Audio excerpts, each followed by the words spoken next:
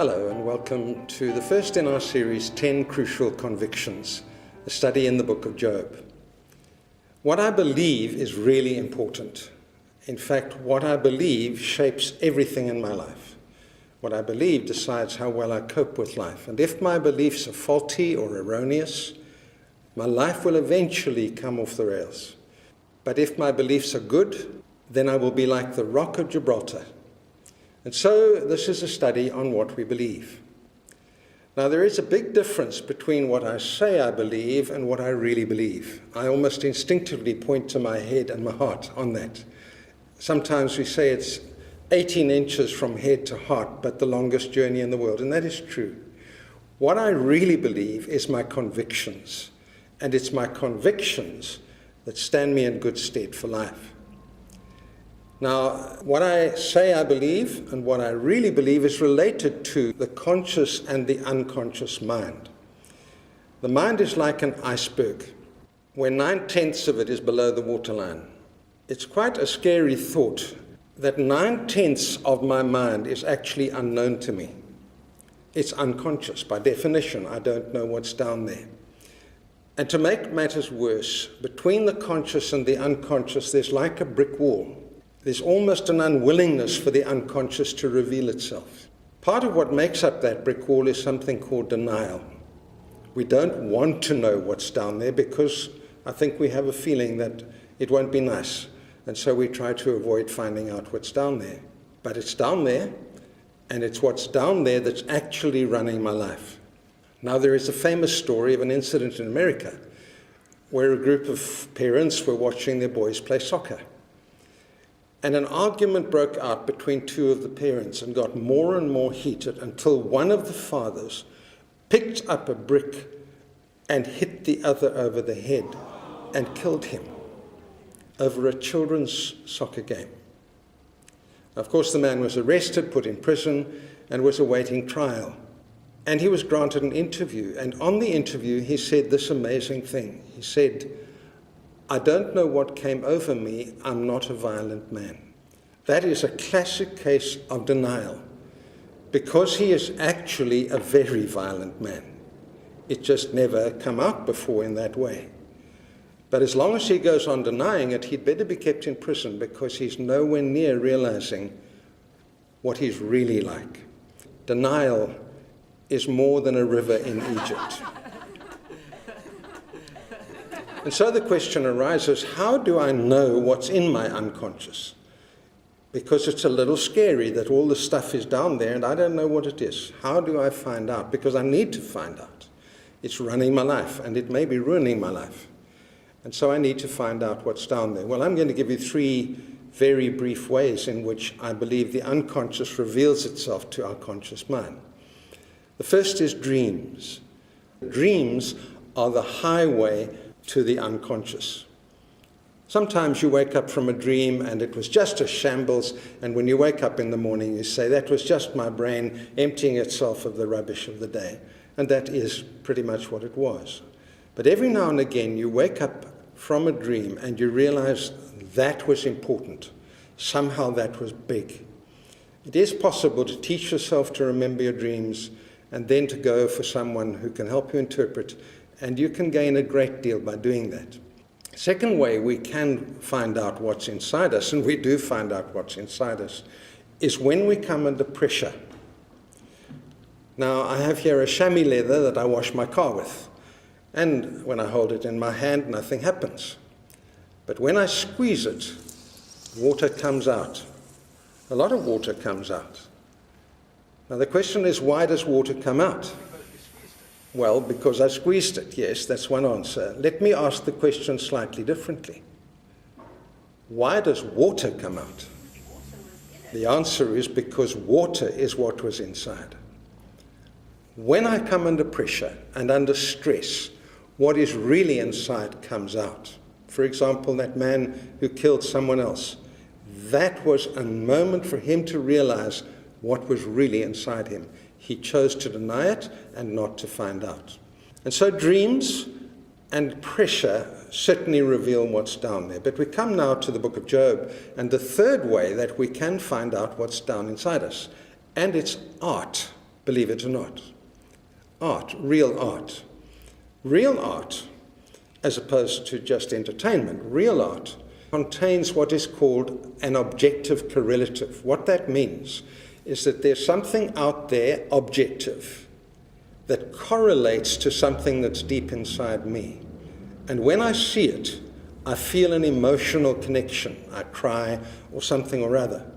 That's a sign that the objective correlative is relating to something real inside me. A silly little example. Do you remember, those of us who are old enough, The Little House on the Prairie with Michael Landon? My family all watched it, but I didn't watch it because I rather looked down on it. I noticed that my wife cried always around 40-minute mark, and it was very sentimental when I put my head in the door. But now and again I got trapped and I ended up watching a program, and guess what? Around about 35 minutes, I started crying. It was generally when some child or other was in trouble and some adult finally understood and started to help them and get them out of their trouble. And I started to cry. Now, what that is telling me is this, that something in House on the Prairie correlated with something deep inside me. And that was a chance to examine what was inside me. And it was actually quite valuable. And so there are the three ways we can learn what's inside of us. And art is the one we want to look at now, because the book of Job is a work of art. Now, it's not our modern style of art, but it actually is a dramatic poem. You're not meant to read it, you're meant to sit and watch actors recite it.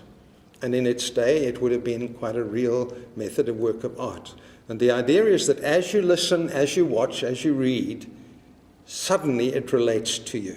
And I hope some of that may happen while we're going through this series.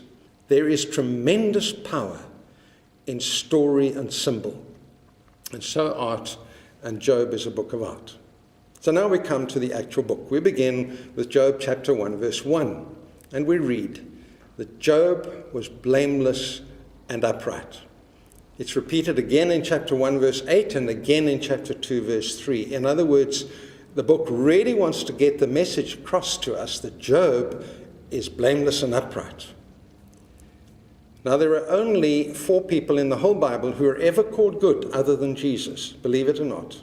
They are Job, Simeon, Joseph of Arimathea, and Barnabas. Only those 4 are ever called good. It's quite a rare thing in the Bible for someone to be called good. Now, it does not mean that Job was perfect. No human being is perfect. And I will point out 1 or 2 of his failings to you, but he's not perfect. When I was a school teacher many years ago, when I started out as an English teacher, we never gave a pupil 100% for an English essay. You just didn't do that because you would be saying to him, you're as good as Shakespeare. And then a wonderful teacher by the name of Malcolm Armstrong came along, and he said, but why do we do that? We're not measuring the child against William Shakespeare. We're measuring the child against what you can expect of a 16-year-old in an examination situation. And if he does the best you can expect, give him 100%. And we actually took to doing that. It was a kind of change in perspective.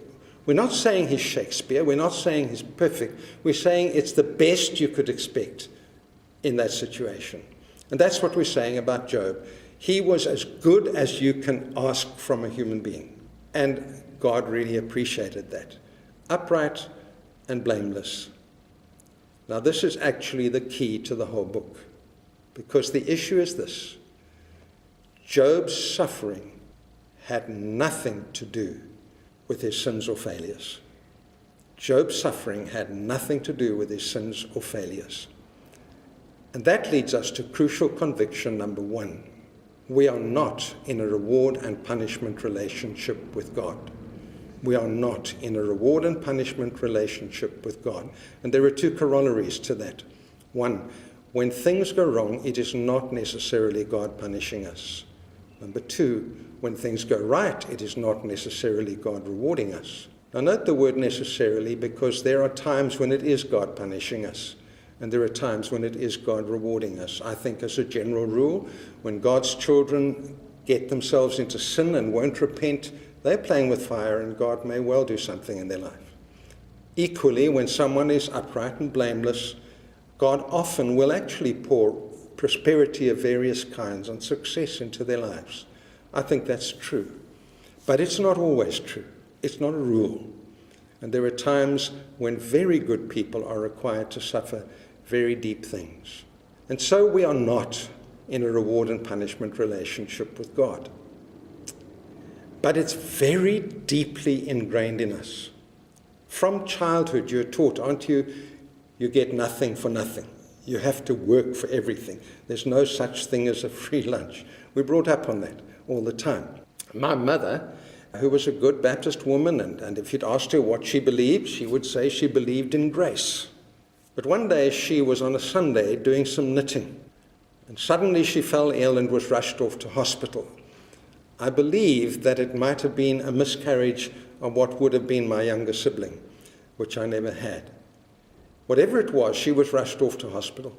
She told me many years later that she believed for many years that she had been punished for knitting on a Sunday. Would you believe? But there it was. I'm in a reward and punishment relationship with God. It's very deep-seated. We even learn it at Christmas from Santa Claus.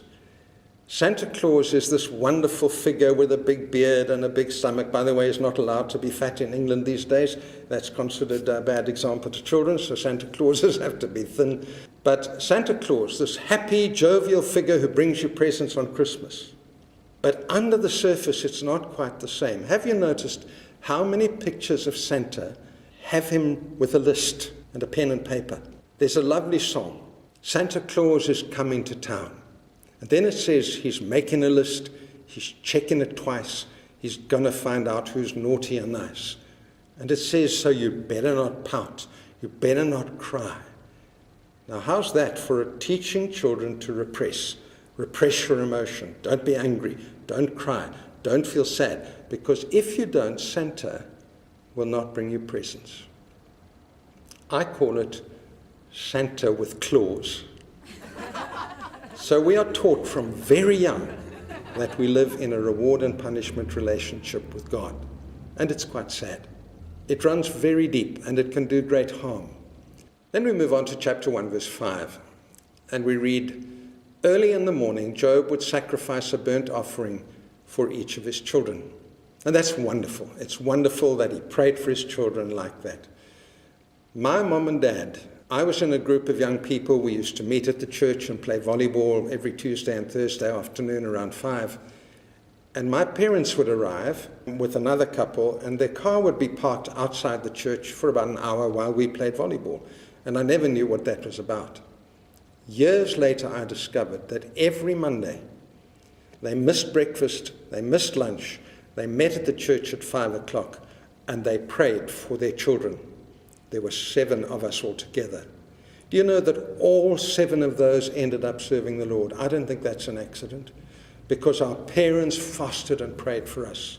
I don't believe I'd be standing here preaching to you today if it hadn't been for those prayers. It's a wonderful thing when parents pray for their children. But there is a but to this. Notice that Job is carrying a fear, because it goes on to say, it may be that my children have sinned. He's just carrying a little fear that maybe his children have sinned. I will talk more about that next week. And we read on now to chapter 1, verse 6.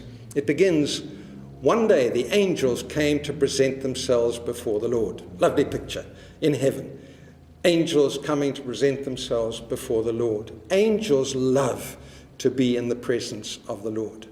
You remember that when the angel Gabriel came to Zechariah in the temple, Zechariah said, who are you? And his answer was, I am Gabriel, and I stand in the presence of the Lord. Almost as if to Gabriel, that's what I do for a living. And I just love my job. Angels love being in the presence of the Lord. But then we read on in verse 6. One day the angels came to present themselves before the Lord, and Satan also came with them. The Lord said to Satan, where have you come from? Satan answered the Lord, from roaming throughout the earth and going to and fro on it. Here is this picture in heaven of angels and Satan coming before the Lord. Angels love being in the presence of the Lord. Satan is extremely uncomfortable there. He doesn't like to be in the presence of the Lord. Rather, he spends his time wandering to and fro across the earth, causing trouble. And notice the restlessness of that. Satan is by very nature restless. Demons are by nature restless. And so we have this picture of Satan and the angels appearing before God in this great scene. And it leads us to crucial conviction number 2. Satan and the spirit world are real and opposed to God and his people.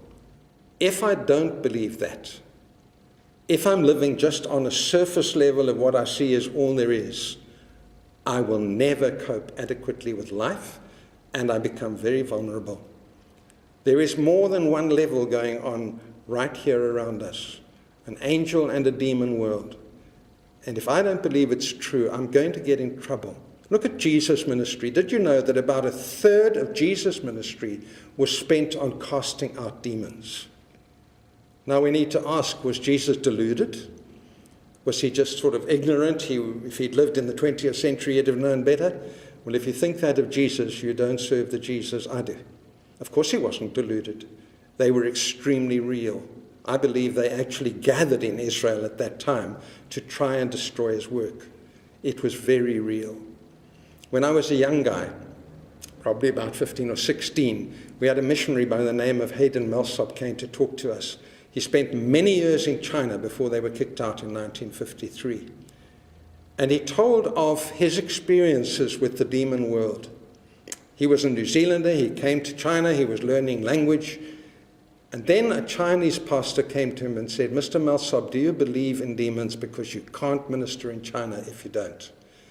And he said with his brain, "Yes, I do." But he was to discover that his conviction was actually that he didn't. And the pastor said, "Come with me." Took him down to a Hindu temple. And there in that Hindu temple, in one alcove, there was a group of men. And they stood watching various things. And then the pastor said, "Look." And these men, sitting on little stools, put down their books. They had already folded their legs lotus style. They folded their arms as well, went into a kind of glazed look, and then lifted up from their stools and started floating around that whole alcove, about 20 of them. And he said, being a Westerner, I was looking for wires and tricks. You see, really doesn't believe. And anyway, this was way into China. This was no Western area. Years later, he was very high in the highlands of China, where everyone came out to see this white man. No one had ever seen one before. And a demon-possessed child came out and started swearing and cursing to him in English, in the worst language he'd ever heard a sailor use. She didn't learn those words. There was a demon possession going on. And Hayden Millsop said, "You know what convinced me most? It wasn't the girl speaking in English. It wasn't the floating around of the priests. It was the terrible depression that came on me after I'd been to that Hindu temple. I wanted to kill myself.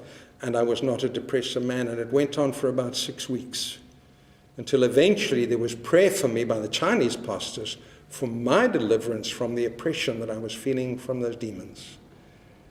And so, if I'm to live a meaningful life at all, I need to understand that life is on more than one level. God is real, Jesus is real, angels are real, and Satan and his demons are real. And I need to know how to deal with them. Now, there are 2 reactions people generally have to these teachings. One is to kind of poo-poo it. You know, "Andrew, you're really making a bit too much of this now." And they accuse us of seeing demons behind every bush.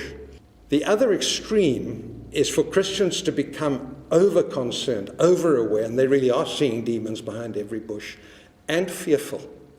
There is nowhere in the New Testament that suggests we should be living fearful lives. Quite the opposite.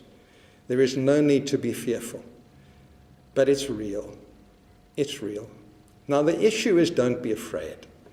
If you suspect, one way or another, that there's something like this in your family or yourself, I suggest you go straight out and buy the book, The Bondage Breaker by Neil Anderson. That book will give you practical ways that you can deal with any issue that might be in your life.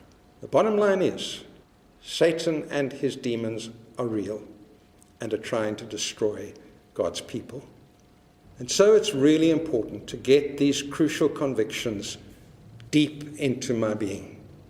We've had 2 of them today. The other 10 will come in the next 2 talks. But if you get these convictions deep within you and live by them, you will be like the rock of Gibraltar.